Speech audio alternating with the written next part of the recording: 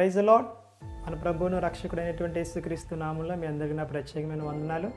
మన దేవుని వాక్యం యొక్క శక్తిని గురించి ధ్యానం చేస్తూ ఉన్నాం. మరొక విషయాన్ని మనం ధ్యానం చేద్దాం. 147 కీర్తన 15వ వచనం. భూమికి ఆజ్ఞనిచ్చువాడు ఆయనే, ఆయన వాక్యము బహువేగముగా పరిగెత్తు. ఆయన వాక్యము బహువేగముగా పరిగెత్తును అనే విషయాన్ని మనం ధ్యానం చేద్దాం. సో ఇంకొక లక్షణం, దేవుని వాక్యం కలిగి ఉన్నటువంటి లక్షణం ఇంకొకటి ఏంటంటే కనుక, word of God runs very swiftly. దేవుని వాక్యము చాలా వేగంగా పరిగెడుతుందని చెప్పి దేవుని వాక్యం చెప్తా ఉంది. మనందరికీ తెలుసు, షిఫ్ట్ అనే పక్షి మనందరికీ తెలుసు కదండి. ఆ పక్షి ఒక్కసారి ఎగరడం ప్రారంభిస్తే ఇంచుమించుగా 10 నెలలకు పైగా కాలం అది తిండి నిద్ర ఏమీ లేకుండా ఎగురుతూనే ఉంటుంది. అది పైగా భూమి నుంచి మిగతా పక్షులు ఎగిరే ఆ యొక్క స్థాయి కంటే ఉన్నతమైనటువంటి స్థాయిలో ఎగిరే పక్షుల్లో ఒకటి ఈ యొక్క షిఫ్ట్ అనే పక్షి. అది చాలా వేగంగా పరిగెత్తే ఎగిరే పక్షి కాబట్టి దానికి షిఫ్ట్ అనే పేరు పెట్టారు. సో ఇక్కడ దేవుని వాక్యం అంతకన్నా వేగంగా పరిగెడుతుంది. ఒకవేళ మనం పరిగెట్టలేకపోవచ్చు, ఒకవేళ మనం వెళ్ళి కార్యాలు చేయకపోవచ్చు, ఒకవేళ మనం సంప్రదిస్తున్నటువంటి వ్యక్తులు ఆశ్రయిస్తున్నటువంటి ఆ యొక్క విషయాలు అంత వేగంగా మన పని జరిగించలేకపోవచ్చు, మనం అనుకున్నవి సాధించలేకపోవచ్చు. కానీ దేవుని వాక్యాన్ని మనం ఆశ్రయిస్తే, దేవుని వాక్యానికి ఒక లక్షణం ఉంది. ఆ లక్షణం ఏంటంటే కనుక ఇట్ రన్స్ వెరీ స్విఫ్ట్లీ. అది చాలా వేగంగా పరిగెడుతుంది. సో కొన్ని అర్థాలు చూస్తే కనుక శీఘ్రముగా, వడిగా, వేగముగా, నిదానముగా, తర్వాత పైకి అనే అర్థాలు మనం ఆ యొక్క మూల భాషల నుంచి మనం చూడవచ్చు. దేవుని వాక్యం చాలా నిదానంగా, శీఘ్రముగా, వేగముగా పైకి పరిగెడుతుంది. సో దేవుని వాక్యాన్ని నువ్వు నేను ఆశ్రయించినప్పుడు మనం క్రిందికి వెళ్ళిపోం, మనం పైకి పరిగెట్టే వ్యక్తులుగా మారిపోతాం. పక్షి రాజులాగా మనం ఎగరాలంటే కనుక we need the word of God. వాక్యం మనకు కావాలి.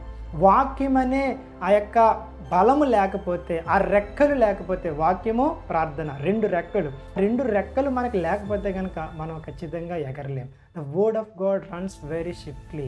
దేవుని వాక్యం శీఘ్రముగా పరిగెడుతుంది, వేగంగా పరిగెడుతుంది.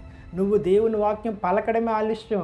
నీ రోగము కంటే, నీ వ్యాధి కంటే, నీ మీద దాడి చేస్తున్న వైరస్ కంటే, దురాత్మ కంటే, చీకటి కంటే, ఆ అప్పుల కంటే, మరి ఏ సమస్య కంటే the word of God runs very swiftly. దేవుని వాక్యం వేగంగా పనిచేస్తుంది, దేవుని వాక్యం వేగంగా పరిగెడుతుంది.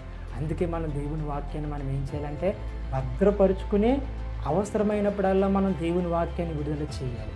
ఎక్కడో ఉన్న వ్యక్తులనైనా సరే ఇక్కడి నుంచి మనం దేవుని వాక్యం పలకడం ద్వారా వాళ్ళని మనం విడుదలలోనికి నడిపించవచ్చు. ఒకసారి యేసు దగ్గరికి ఒక వ్యక్తి వచ్చి, నా యొక్క దాసుడు సావ సిద్ధమై ఉన్నాడు అని చెప్పినప్పుడు, ఆయన మాట సెలవిచ్చినప్పుడు, ఆ మాట పట్టుకుని వెళ్ళినప్పుడు, ఆ మాట ఆయన ఎప్పుడు ఏ సమయానికైతే పలికాడో ఆ 1 గంటకే అతని యొక్క దాసుని యొక్క జ్వరం ఏమైపోయిందంటే విడిపోయినట్టుగా, అతన్ని విడిచిపోయినట్టుగా దేవుని వాక్యంలో మనం చూడొచ్చు. యోహాను సువార్తలో వాక్యానికి అంత శక్తి ఉంది. The moment Jesus release the word, the very moment that servant was healed, ఆ దాసుడు స్వస్థత పొందుకున్నాడు. చూడండి ఎంత వేగం, చూడండి.